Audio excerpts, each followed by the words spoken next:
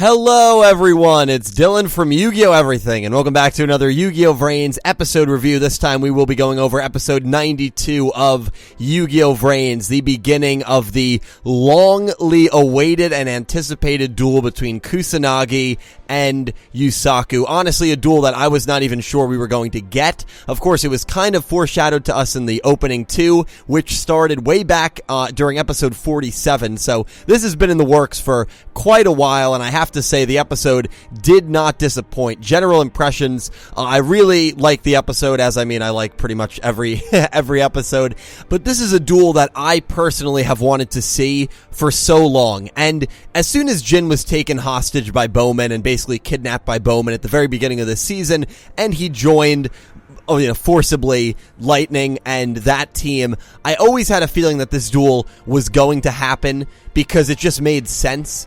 And Playmaker, for maybe the criticism that he gets where some people will say he's a boring character and he's a dull character, doesn't do much in terms of character development, what he definitely is a very intelligent character. He's a very smart, he's very to himself, he's very reserved, but he's a very smart character. And one of my favorite lines of dialogue that he has said thus far actually came from this episode when he goes into the Den City hub, which is, I guess, an area that Lightning created to trigger more memories from Playmaker, because that's where him and Kusanagi met, that's where they've made deals, that's where they've probably spent a lot of time together. And this whole duel, this entire duel, is Lightning trying to break Playmaker's heart, trying to break Playmaker's spirit. Even Bowman goes to Playmaker before he gets sent into this Den City, this fake Den City hub, and says, Lightning told me that humans' weaknesses are their emotions, so that's what we're going to try to exploit, which was kind of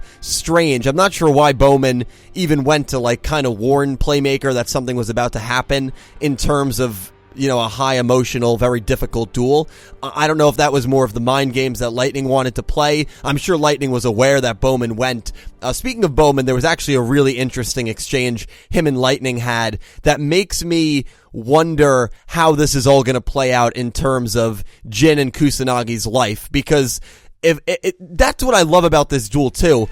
Kusanagi says it. He says, one of us is going to lose. One of us is going to lose everything. Either you and I are going to lose and die, or me and Jin are going to lose and die. It's as simple as that. That's the ultimatum right now. That's the only choice that I have, because if I don't fight, then Jin dies and I did nothing to prevent it. So I have to fight you. But before we get into that and how I think that might play out in terms of Jin being saved if Kusanagi loses, the line that Playmaker said as soon as he arrives in Den City and he sees Kusanagi and I has no idea what's going on, Playmaker just goes, "So the time has finally come."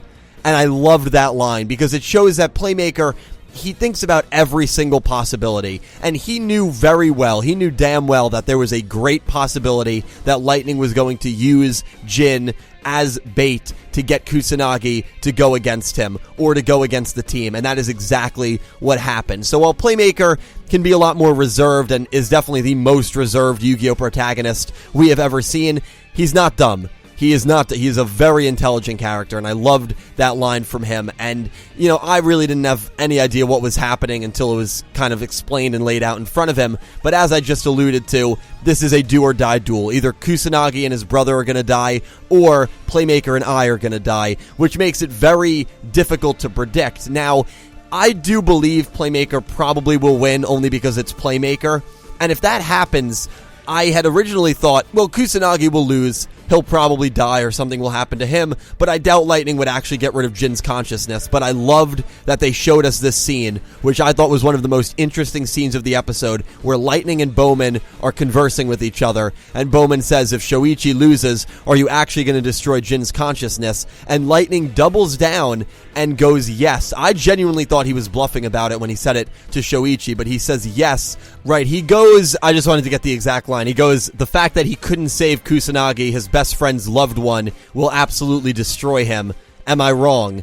And Bowman kind of looks at him, and there were a few times where the shots of Lightning and Bowman, the scenes of Lightning and Bowman, ended with Bowman just quietly observing Lightning, and I got a weird vibe from it. I mean, we do know deep down that Bowman is probably a little upset with Lightning. for killing Haru, for basically sending Haru on a death mission to Blue Maiden, where Lightning damn well knew for sure that Blue Maiden was going to defeat Haru and that Haru had no chance against her. He even said that. And so Bowman is very well aware of that, and we saw a little bit of Bowman viewing Lightning not as a superior to him in his last duel with Blue Maiden when he said, Lightning does not give me orders.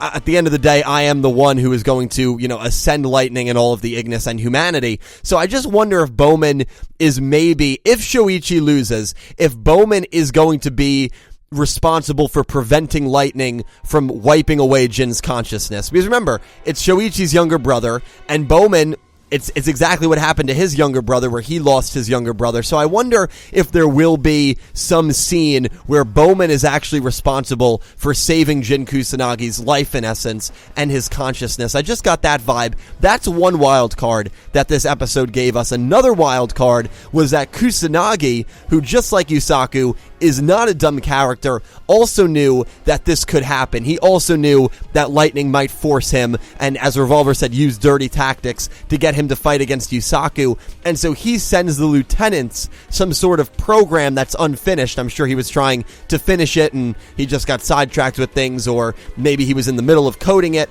when Lightning called, and when Lightning used Jin's voice to contact Shoichi. And Vira says if we work together, we can finish this. So now you have Bowman, who is starting to show maybe a little bit of resentment towards Lightning. I don't know if resentment is the right word, but I just got a weird vibe. I don't know if anyone else got that vibe, and it might not lead to anything. I still think Bowman is loyal to Lightning, but I feel like you can definitely see the threads there stretching a little bit. The threads of bonds, I guess you can say, stretching and maybe bending a little bit between Bowman and Lightning. And Bowman is not a confrontational person. He's not an angry person. It said in his last duel that he transcended anger and hatred to reach perfection. So I just wonder if he is maybe going to be the one that stops Lightning. But the other wild card is that program that now you have Vira, Gnome, and Faust working on. That, in a way, might save Link VRains. That, in a way, might save Kusanagi's brother. So there's a few wild cards outside of the result of this duel that could affect what is going to happen when this duel does come to an end, in terms of saving Shoichi and Jin's life, in terms of stopping Lightning, and I like that. I like that this isn't a direct duel, and that we have a few different outlets and a few different ways that this thing could play out.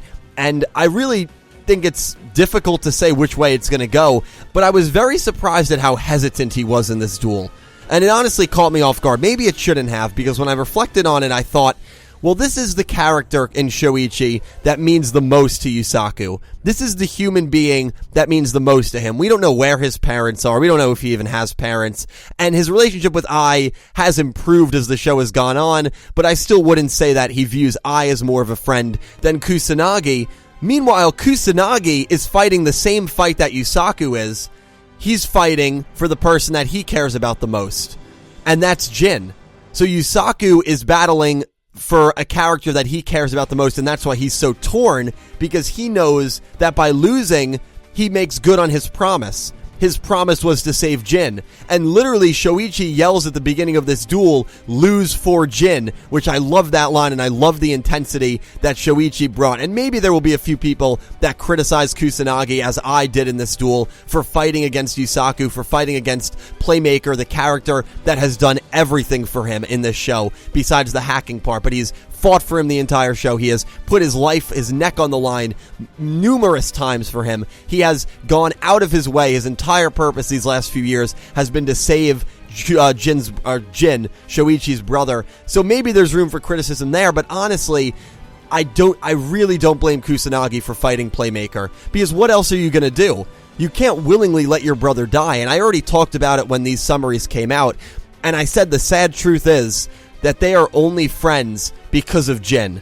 I do believe, again, their friendship has blossomed to a point where Jin is not the only factor anymore, but if it was not for Jin, these two never would have become friends. They never would have become allies. They never would have worked together, and now you finally have a chance to save Jin. This arguably is the closest they have been to saving Jin since the season started, since Bowman captured him, and what do? And so it makes sense for Playmaker to be so hesitant and to not be able to fight. And how this episode ends, it genuinely seems like he cannot battle In 93, in the preview, the very last shot showed him Playmaker more intense and looked like he was giving commands to one of his monsters or maybe reading an effect of a trap. So I do think Playmaker will get that resolve and bounce back. But it's tough because if Playmaker wins this duel, not only does he break his promise in essence to Shoichi, or I'm sure he thinks that Jin, well no, because to him, if he wins this duel, Jin gets killed. So not only does he fail to save Jin for good, if he wins this duel, unless, something else happens, which I'm sure it will, but he also loses his best friend. He loses the only human being that has shown any sort of care for him in the last probably 4 or 5 years since the Lost Incident ended. So it is a tough duel, man. It is an emotional duel, and to see the emotional struggle on Playmaker, I also loved how in the very beginning, Playmaker seemed like, he said, so the time has come. And it seemed like he was mentally prepared for this duel. But then as it started sinking in, as the duel started progressing, as he realized who he was dueling and what this duel actually means, which is very realistic, I thought, it's the despair started sinking in. You could see he was losing his resolve. He was losing his will to fight. And at the end of the episode, he couldn't fight. And Soulburner doesn't blame him. We see Soulburner getting very angry. Revolver is like, what are you going to do, Playmaker? He has no idea what's going to happen. He thinks Lightning's using dirty tactics, which he probably is. But you know what? Lightning's the antagonist. And from an antagonistic point of view, man, Lightning has been so good. He has been an absolute treat to watch, and I can't wait until someone finally defeats him, but until that happens, I'm just going to sit back and enjoy. He has been such a good villain.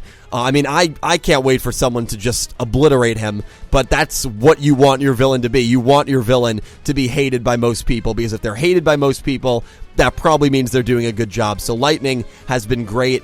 And yeah, it's going to be very, very, very interesting to see what's going to happen. For those of you that enjoy my Talkin' Yu-Gi-Oh! Into the VRains podcast, unfortunately, we will not be live this Saturday. I will be enjoying the sun down in Florida, a weekend getaway. I do have a few scheduled uploads, and actually tonight on Wednesday night, I do have a few friends coming over, and we are going to record a podcast, so it will drop at 3 p.m. on Saturday. It will be an episode of Talkin' Yu-Gi-Oh! Into the VRains, where we will all go in depth about episode 92 and make our formal predictions for the duel, so definitely don't miss that on Saturday. But yeah, I do apologize about no live stream, so I am very excited to hear what all of you thought about this duel and what you think is going to happen in regards to the next few episodes. Hopefully, we will get the batch of summaries tomorrow, aka Thursday morning, because if it comes out on Friday, I won't be able to cover it until Monday. So hopefully they will come out very, very soon, and I'm so excited to see what is in store for us these last few episodes of Season 2 and where the show is going to go after Kusanagi and Playmaker, and who's even going to win this duel. I am so interested for next week, and it should be a very emotional, intense duel, and a duel that is going to really set in stone the relationship between these characters going forward, because I can't imagine things are going to be the same between them unless they, their bonds will persevere, and it's Yu-Gi-Oh!, so probably something like that will happen. But yeah, leave all your thoughts on episode 92 down below. A special thank you to my platinum tier patrons, Alexa Baker, Glen McGookin, Jorge Carrillo, James Rose, Omni Lord, Samuel Stark, Thomas Adderley, Amber Crystal, and Horace Maye, and to my Diamond tier patrons Bouldergeist and Jesse Wood, and to my Egyptian God tier patrons Syn Cloud and Chris Swan. YouTube has been pretty bad in terms of revenue these last 3 months, so if it was not for patrons of mine and super chat donators, I would probably have had to pick up a part-time job by now. So thank you truly from the bottom of my heart for continuing to let me do this on a daily basis. I cannot tell you how much it means to me. And thank you to everyone who just watches my videos, because without you guys, I would not be able to do this. I will talk to you all down below. Thank you so much for watching. I hope you enjoyed my review, and I hope you have an amazing day.